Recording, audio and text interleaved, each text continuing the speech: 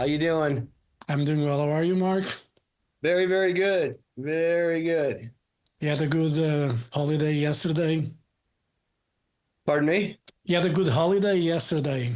Yeah, I mean it's kind of a, somber, dark holiday when you think about it. It's not like, Christmas, Yeah, it's I know people have a good time and they go do all, it's festive, but to me that holiday always has kind of a dark tone to it, it's yeah, for what it is. But yes, we did. Thank you.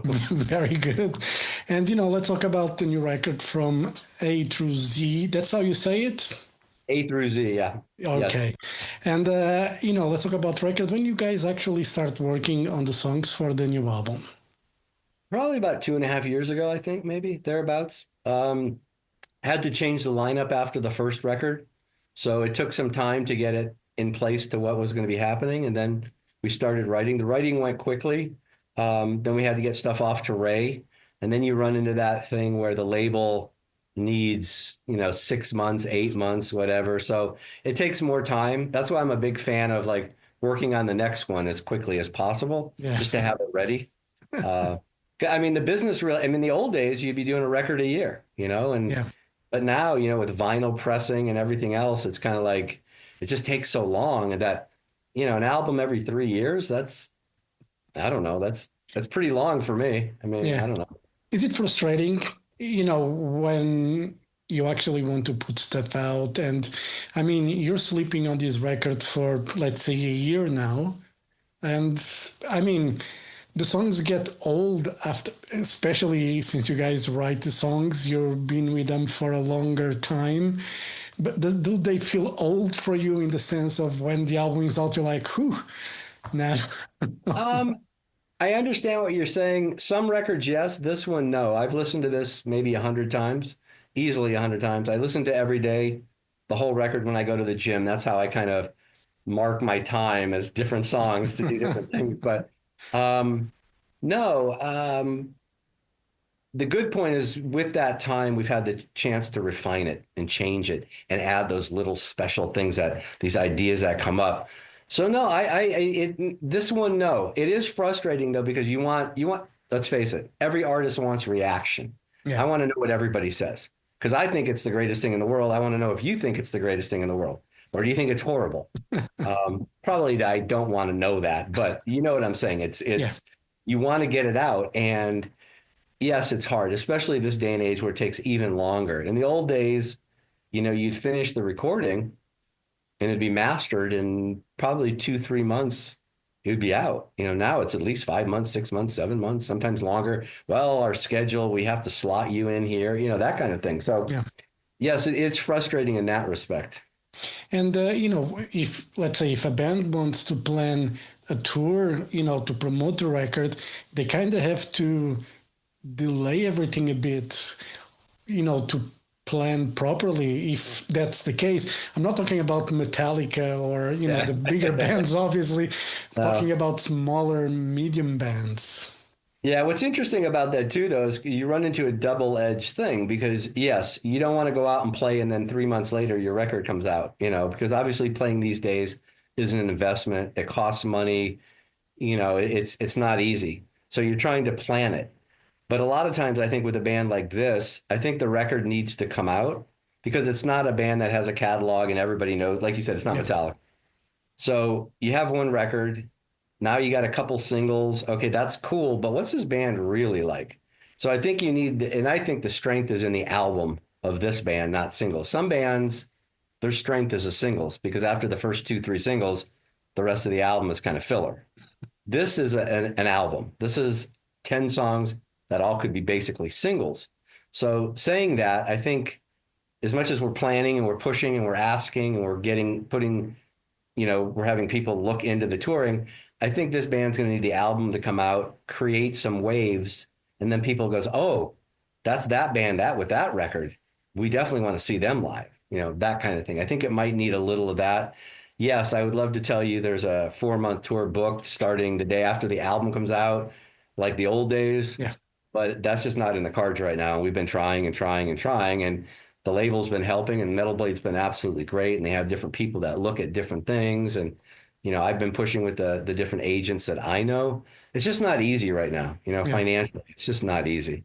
Yeah, and especially when you guys are all seasoned musicians, I mean, you don't want to go on the road and lose money, night after night. It needs to be something is expensive to go on the road these days. So you kind of need to plan, shows properly in the way that you wouldn't lose any Yep. money. No, absolutely. And then the question is, who's losing the money? But but no, absolutely. But the one thing that we have discussed, band wise and label wise, is we're not sitting around waiting for the perfect tour. We want to get up and out. I mean, obviously we can't open up for Slayer. That doesn't make sense. Let's just say, that's just not going to make sense. But, this band can play anywhere from, Journey to Tesla to Whitesnake to, UFO or whatever. I mean, like harder rock bands on Yeah, both sides of the spectrum. It's just a matter of getting up and getting out. I mean, we've talked about, the Hammerfall tour. And as much as Joachim and I are friends, people would go, I don't know about that. Hammerfall, that's little Euro metal, Dungeons, Dragons, or whatever it is. But the audience is about songs. They're yeah, about the hook. They're about the chorus. So they could appreciate a band that has a chorus as compared to if we were a total over the top prog band that they'd be sitting there going, I don't get it. I don't get it. So, but no, we're pushing and pushing and pushing and doing everything we can because we realize that, you can have a great record and yeah, you can have a great cover and you can have great videos. This day and age, that kind of only gets you so far because there's every other band and their mother might not have a great record, but they got a record and they got a video and they got this and they got that. And it's just so polluted. But if you can go out and play live, especially with like rock star guys that can just tear it up, that's a whole different promotional tool that you have that everybody else doesn't have. yeah. And you spoke about Hammerfall. They're actually playing Portugal next year. They're doing Portugal in Spain. I mean, Ray lives in Spain, most of the year anyway. I think would be a good tour, to be honest. And, if I can push for it, please do it. Oh, no, we're if you go to Europe, you kind of play all over the place. Yeah, Part of the problem, not a problem, but it's just the money yeah, kind of situation. And I don't mean money where the guys in the bands have to um, make a gazillion dollars. It costs money every day to be on the yeah, road. If you're an opening act and you're not playing, half the time an opening act, the headliner wants you to pay. yeah, So how does that work? That's not going to work. I mean, the label's been great. They brought everybody out here to do all the videos and like all the promo stuff, and it's paying off. The videos are like doubling and tripling the amount of views than the first record had. And there's a great excitement about the record, but you can't expect the label to walk in and just start writing checks for us to go. It's not the 80s anymore. yeah, You know what I mean? It's not the 80s where Fates Warning's on tour for 9 months out of the year, not making any money, but the label's paying the tour support. yeah, God bless them. But believe me, everybody wants to go play. Quick story. We do the videos. I'm the only guy playing. Okay, because the drums. Everybody else isn't plugged in. They're playing, but they're not plugged in. Um, and I've got the click and the music on my headphones, and I'm playing. I got to play all 15 takes because I'm in the background all the time, and I'm playing it, and I felt the magic. I felt it. I looked out and I saw Philip and I saw Jimmy and Ray and Nick and Simone. I go, wow, this I can feel it, and we're not even plugged in. yeah.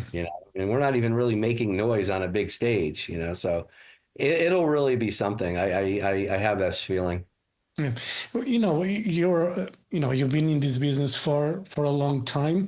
Do you remember when the actually, pay to play that you were talking about actually started? Was already like that in the 80s, when bands were playing?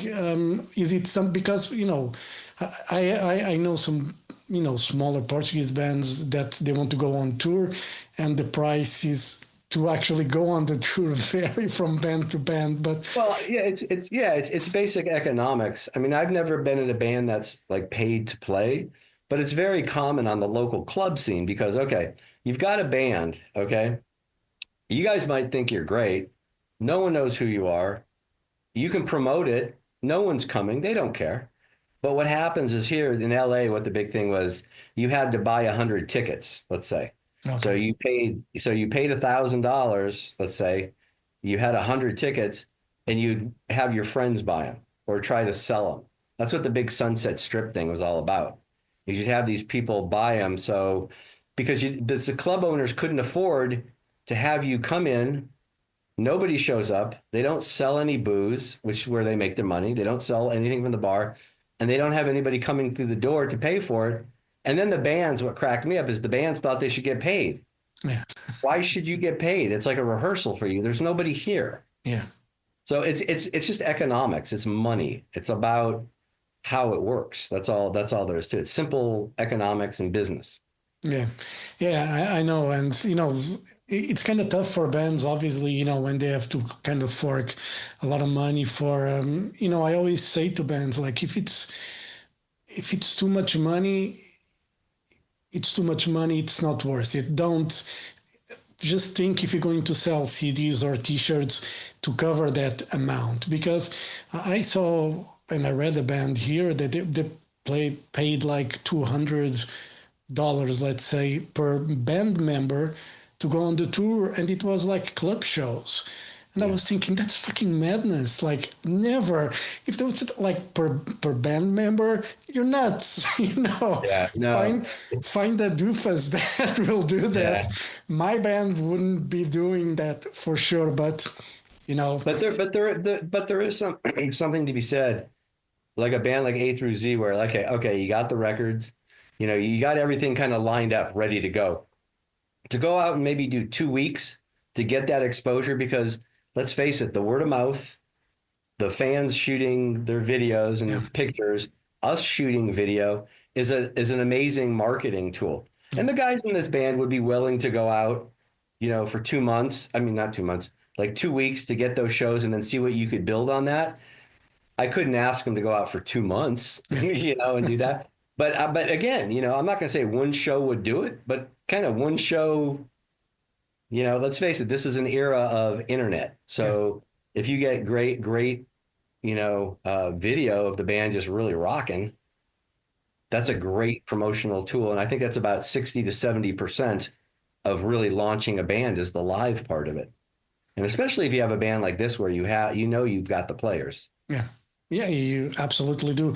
And, this record is absolutely awesome. Great melodies, great Yep. guitar solos as well, great playing throughout. But let's talk about the artwork, because there's a lot of coincidence, so to say. On the first record, you had an apple in the zebra's mouth. On this record, you have an alligator, an ant, the zebra is in the background, and the zipper. Obviously, it's no coincidence that those names, or the name of the band, and those animals and the zipper thing are there for a coincidence. What was the idea? Did you guys But thought let me that ask you through? this, though. Let me ask you this. Compared to 20 other bands, you remember those album covers, don't you? I do. I do. That's the point. Here's the story from the zebra's mouth. The first record, when I called Hugh, because I've known Hugh for a long time, we didn't have. I don't like giving an artist lyrics and melody lines because I don't want him to tie the album to a song. Okay, I just told him the name of the band. He came back with the apple and zebra. I thought it was amazing, just great, perfect. All the artwork, amazing, great, perfect. Okay, so that's album one. Cool. You see that album a mile away, you know who it is. Yeah. Okay, no question. The second one, I was talking with my friend Mark Cubbage, and we were just throwing around the ideas, and we weren't really stuck on animals. We were just looking at A through Z words, because there's a lot of A through Zs, and the zombies, which Yeah. we ain't doing no zombie, but the Z thing. So we just came up with the alligator and the zipper, and I had a very distinct idea of what I wanted. This music was heavier, it was darker, and I wanted an album cover to reflect that. You could have just had a really friendly alligator just with the little zipper, but with the teeth and the nastiness of what it looks like and everything. So this one, I told Hugh exactly kind of what I wanted. And it was funny because it took a while. He couldn't get the zipper the right way. I go, Hugh, that doesn't work. Try to work that. It doesn't work. The last thing you need is an album cover out, a band coming out with an album and everybody's just talking about man, that doesn't look right, So, but no, that's classic Hugh. There's all the other artwork that works well. I love that. Did they send you other stuff besides the cover, or all you have is the cover? I got just the MP3 and the cover. I didn't Oh, get anything from okay. booklets or anything. So Okay. The album has a lot of other artwork as well from Hugh. And there's some really great shots that you see them, and they just give you a certain vibe. You know what I mean? It's just like really amazing. But the zebra and the ant do make a reappearance. yeah, I promise the third record won't have animals and teeth. I already have it planned. No, there's no teeth involved, but it'll still be the theme. It's still yeah. going to be the theme because I think that's important to build that kind of foundation that really sets the band apart. I mean, if you've got a band that has a unique sound, you got to have unique art to go with it. Yeah. I just think it's very important. Yeah, it was just like the Iron Maiden covers from Derek Riggs. You would vinyl back in the day. Obviously, you would look at the little details that each album cover adds. Yep. It was, and we'd go to school. With metalhead friends, and we talk. Have you seen the artwork? Have you seen that little thing? And I was like, no, I didn't notice. And then you'd go home and look at it. We're like, yeah, you know, just Exactly. those little things are, I think it's very important. And I appreciate when a band puts details into their art.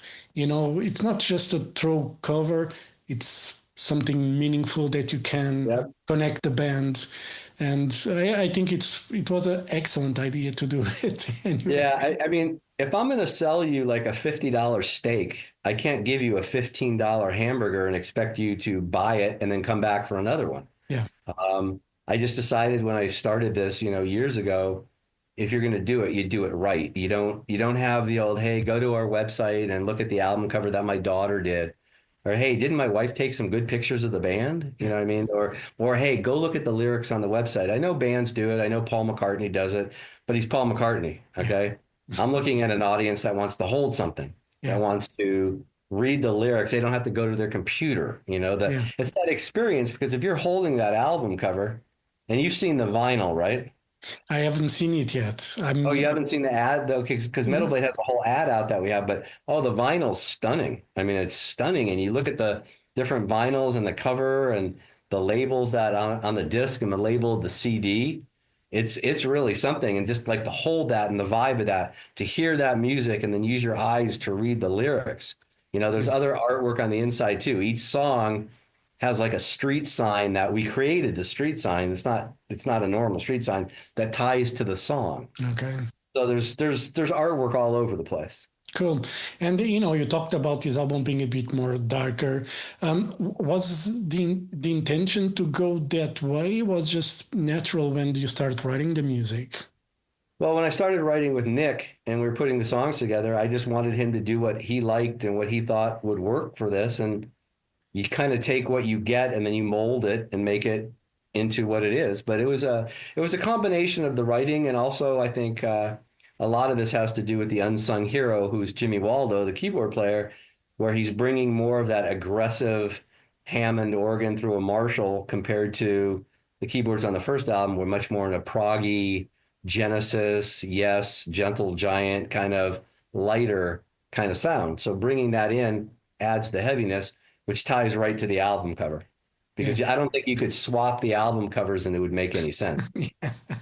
And Ray sounds a bit more rough, with his voice on this record. That kind of fits the music in the sense it's great. I love Ray Alder's voice in anything that he does. He's one of those guys. He can sing the phone book to me. I would be absolutely delighted. And he does an amazing job on this album, singing as well. Everything fits perfectly with this record. Yep. It's just I would like to think, Ray being the pro that he is, that the music just inspired him, to kick it harder. We went back and forth on a couple different things. Hey, can you try this? Can you try that?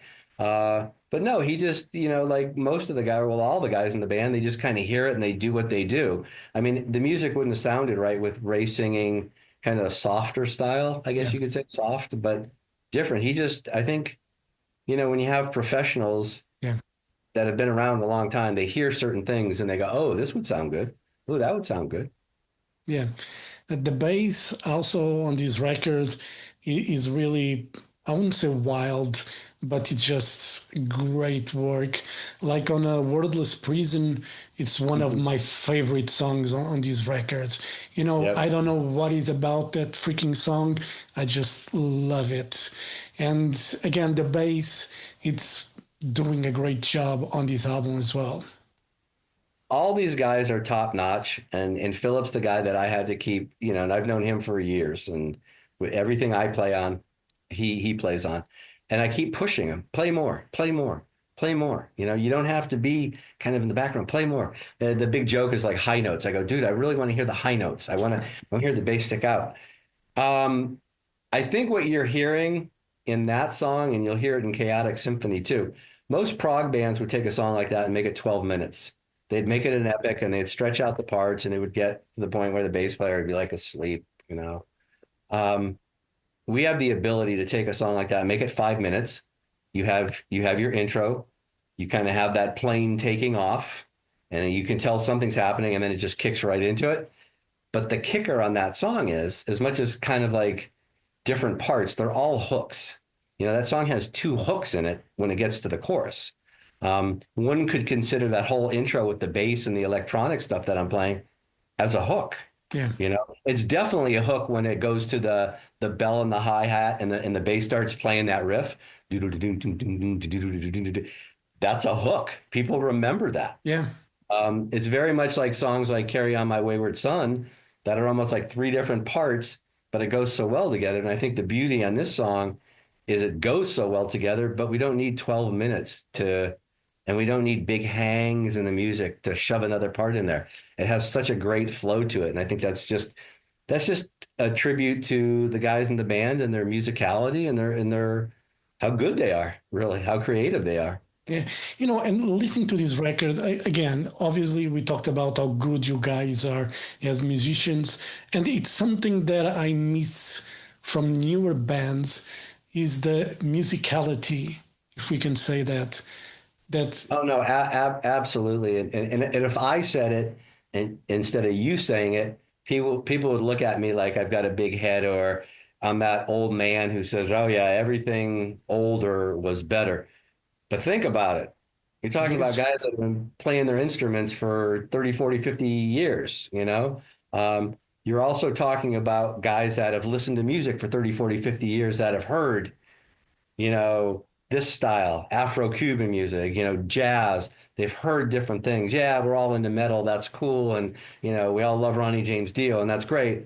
But I'm taking things from other things. I'm taking things from a funk band. I'm taking, things that you'd hear from a new wave band. I bet you a dollar, a lot of people today don't even know what new wave is, or was, or yeah, from the disco era, taking different musical things and putting it together. I, I think what's happening, and I wouldn't want to be 25 today. I grew up in an era where there was hope. yeah, I got my band. Yeah, we're slugging it out and it sucks. We're eating cookies for dinner and all that, but we're a band. We don't have the responsibilities of wives and kids and anything else. And I'm into this. I'm going for it. We've got the hair. We're dressing a certain way because we're into this. This is what we are. This is what we're doing. And it was all about playing. yeah, I'm not sure if that's much of a priority. I think that what I hear is the big joke, and I didn't come up with it, so don't blame me. But younger people today, it's like, they're into this. They're into band. I'm going to be a rock star. I'm going to be a rock star. But then when they get to 25 and they're not a rock star, they're all of a sudden become composers. yeah, And they all think that they're going to be writing for the movies, and they all think they're going to be writing for video games, where they don't realize that there's guys that have spent 30, 40 years writing for video games and writing for the movies. They just didn't all of a sudden decide to be a composer. yeah, Again, it's the hours spent yeah, doing what you're doing and creating. yeah, There's also a little bit, I think, too, and I don't know, you can't really blame it on COVID. I don't know what you can blame it on, but there's a camaraderie in bands, and that I think is kind of gone a little bit as yeah, compared to what it used to be in the old days. It used to be a gang, it used to be a band, You ain't playing in 12 other bands. And I know that's changed because of the economic structure, but we were like all together kind of thing. And I think you can actually see that reborn when you watch the Nothing Is Over video, where all that behind the scenes footage, Yeah. that was just some guy with a camera that we didn't know for a while what the hell he was doing. I thought he was looking for lighting cues. And then we realized, oh, wait a minute, he's shooting it. All that stuff you see is just what it is. It's guys enjoying being around each other, guys that are friends with each other, and just the excitement of what we're doing. Yeah. I'm not sure if that's so much around anymore in bands, just because of the whole location thing. It's hard to do. It's a different era, definitely. I wouldn't want to be 25 right now. Yeah, and you know, you were talking about disco, and I remember my dad had some disco stuff back then. You know, I'm talking about Earth, Wind, and Fire and stuff like that.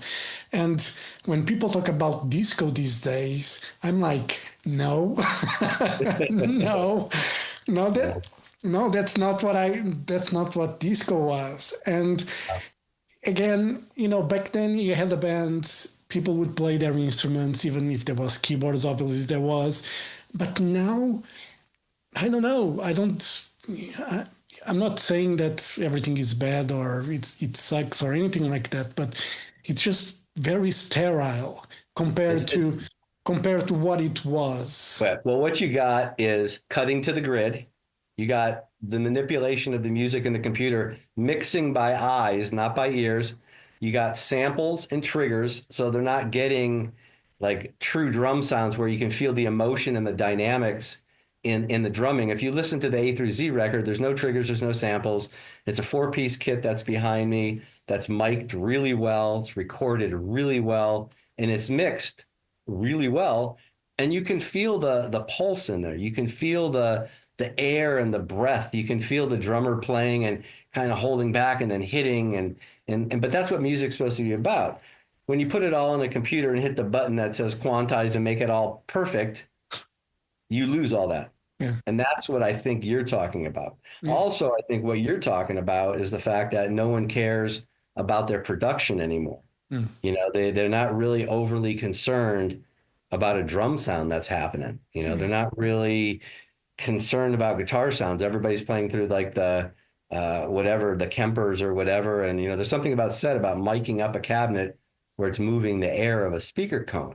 You know, there's those little things, but as long as the audience is buying the cheap way to do it, there's not, it's, you know, it's a tough sell, but, you know, there are bands that record, you know, the right way and with real, you know, the way it's supposed to be done. And I think it shows, you know, because I've heard from a lot of people that on this A through Z album, they say it sounds like an analog album.